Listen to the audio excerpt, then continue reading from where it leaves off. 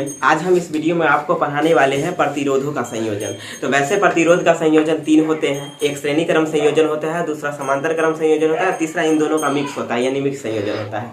तो हम आपको इसमें बेसिकली श्रेणी क्रम संयोजन पढ़ाएंगे और बिहार बोर्ड में इसकी वेटेज की अगर बात करें तो ये 2 मार्क्स में अक्सर आ जाते हैं। रियरली चांस रहता है कि 5 मार्क्स में आ जाते हैं और कम से कम 2 क्वेश्चन इससे ऑब्जेक्टिव में पक्का आता है। और इस वीडियो को पूरा समझ रहे हैं, लास्ट तक देखना है। तो आइए, हमने ये कोई डायग्राम सपोज किया है। डायग्राम सपोज में डायग्राम में है क्या, ये कोई R1 प्रतिरोध है, R2 प्रतिरोध है, R3 प्रतिरोध है, 3 प्रतिरोध है। तीनों प्रतिरोध को हमने जोड़ा है। जुड़ेगा कैसे?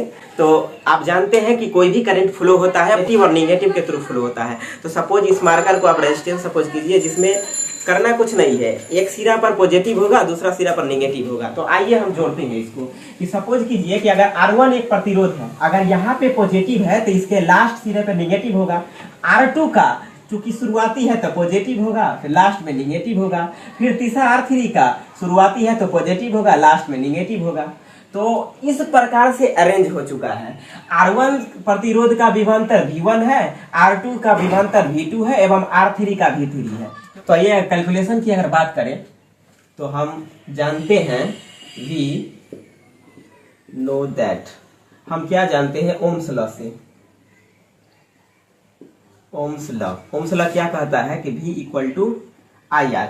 इसी समीकरण को हम स्टेप बाय स्टेप प्रत्येक रेजिस्टेंस पर अप्लाई करेंगे और थ्योरी ऑटोमेटिकली प्रूफ हो जाएगा। हम फिर आपसे एक रिक्वेस्ट करना चाहते हैं कि प्लीज इस वीडियो को फोकस से देखिए, क्योंकि कैलकुलेशन में ओम्स लॉ बहुत ही इंपॉर्टेंट है। Without Ohm's law calculation proof नहीं होगा। तो अगर हम R1 प्रतिरोध की बात करें, फॉर R1 प्रतिरोध की बात करें तो R1 का विभवांतर क्या है? V1।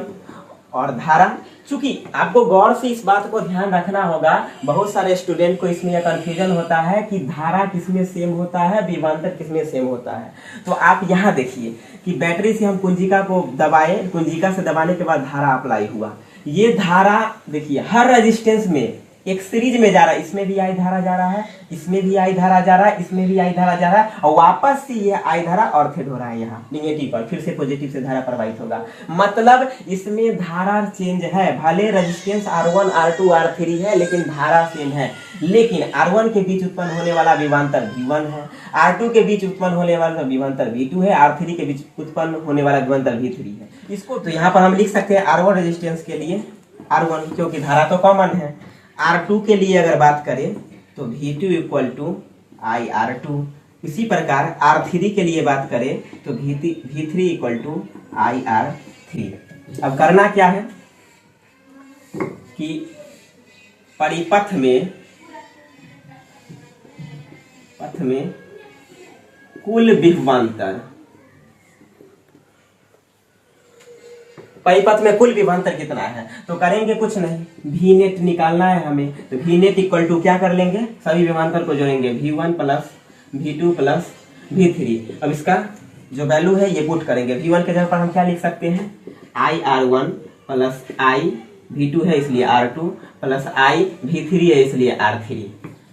समीकरण इसको हम एक सपोज कर लेते हैं। एंड आपको करना कुछ नहीं है, एक छोटा रेजिस्टेंस के लिए विभवांतर V1 है, एक छोटा रेजिस्टेंस के लिए विभवांतर V1 है। सपोज कीजिए कि तीनों रेजिस्टेंस अलग ना होके इन तीनों का एक स्पेशल रेजिस्टेंस हो। मान लीजिए ऐसा कोई सर्किट बन गया है, मतलब समतुल्य प्रतिरोध की हम बात कर रहे हैं कि पूरा सर्किट में ये कुंजिका लगा हुआ है, ये बैटरी लगा हुआ है, सेल बोल सकते हैं, और इसे आई धारा प्रवाहित हो रही है। ये सबको तीनों रेजिस्टेंस का रिजल्टेंट रेजिस्टेंस है, इसलिए S लगा दिए। इस प्रकार हम ओम के लॉ से लिख सकते हैं कि फाइनल जो V नेट है, तो I तो कॉमन है इसलिए I, और चूंकि परिणामी जो है प्रतिरोध का रिजल्टेंट इसलिए RS सीरीज कॉम्बिनेशन में है। तो हम इसका वैल्यू समीकरण 1 में पुट करेंगे तो V net equal to IR1 plus IR2 plus IR3। इसका मान अगर यहाँ पुट करेंगे तो IRS इक्वल टू I अगर इसमें से हम कॉमन लें तो R1 plus R2 plus R3। I से I कैंसिल आउट हो जाएगा और RS इक्वल टू आ जाएगा R1 plus R2 plus R3। ये है सीरीज कॉम्बिनेशन का फार्मूला जो कि प्रूफ होके आया। अब यहाँ पे दो केस आपको करना है। सबसे पहले अगर n प्रतिरोध जुड़ा हो, मान लीजिए n टर्म अगर प्रतिरोध जुड़ा हुआ है तो करना कुछ नहीं है, RS equal to R1 plus R2 plus R3 plus dot dot dot plus Rn तक जुड़ा रहेगा, तो n प्रतिरोध के लिए हो गया। एक स्पेशल केस और आता है जो अक्सर ऑब्जेक्टिव में दिखाई देता है कि n अगर समान प्रतिरोध हो, समान प्रतिरोध हो, n अगर समान है तो कुछ नहीं होगा, RS equal to R1 plus R2 plus R3 plus dot dot dot Rn, ये जस्ट के तस हमने उतारा, और चूंकि समान हो मतलब सब Ra होगा, R plus dot dot dot, ये Rn लास्ट वाला भी Ra होगा। इसको करेंगे कुछ नहीं, यहाँ से R कॉमन लेंगे, R कॉमन है तो 1 plus 1 plus 1 plus dot dot dot, यहाँ पे चूंकि R आता है लेकिन n टर्म्स है इसलिए कितना बार आएगा, डॉट डॉट डॉट आते रहेगा, मतलब R इक्वल टू एक कितना बार आएगा, ये ना 3 बार ना 4 बार ना 5 बार, चूंकि n तक जा रहा है इसलिए मल्टीप्लाई विथ n, इसको ऐसे कर देंगे और यही हो गया आपका, अगर n समान प्रतिरोध है तो इसका ये फॉर्मूला हो गया।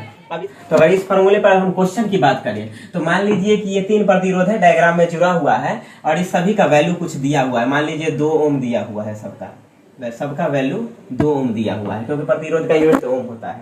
तो हम सिंपल में तो जानते हैं कि ये थ्योरी से R1 R2 R3 दिया है तो जोड़ देंगे, लेकिन हम ये फॉर्मूला कब यूज करेंगे, जब R समान हो, प्रतिरोध समान हो। देखिए प्रतिरोध भले चेंज है R1 R2 R3 लेकिन इसका वैल्यू समान है 2 ओम 2 ओम 2 ओम, तो करेंगे कुछ नहीं, ये वाला फॉर्मूला लिखेंगे RS इक्वल टू, अब यहाँ पे लिखेंगे R इंटू n, जहाँ पे R क्या है, प्रतिरोध का वैल्यू है, प्रतिरोध सभी प्रतिरोध का वैल्यू कितना है, सभी का 2 ही है तो यहाँ लिख देंगे 2, लेकिन यह प्रतिरोध कितना बार रिपीट है, मतलब कैगो प्रतिरोध है, एगो प्रतिरोध है कि 2 गो है कि 3 गो है कि 4 गो है, तो यहाँ 3 प्रतिरोध है, तो 3 प्रतिरोध है तो यहाँ लिख देंगे 3, तो 2 इक्वल टू 3 इक्वल टू 6। तो इस प्रकार से ये फॉर्मूला अप्लाई करके आप चुटकियों में बना सकते हैं सवाल को। अगर ये वीडियो आपको पसंद आया होगा तो वीडियो को लाइक कीजिएगा और चैनल को जरूर से सब्सक्राइब कर लीजिएगा। मिलते हैं आपसे एक नेक्स्ट वीडियो में।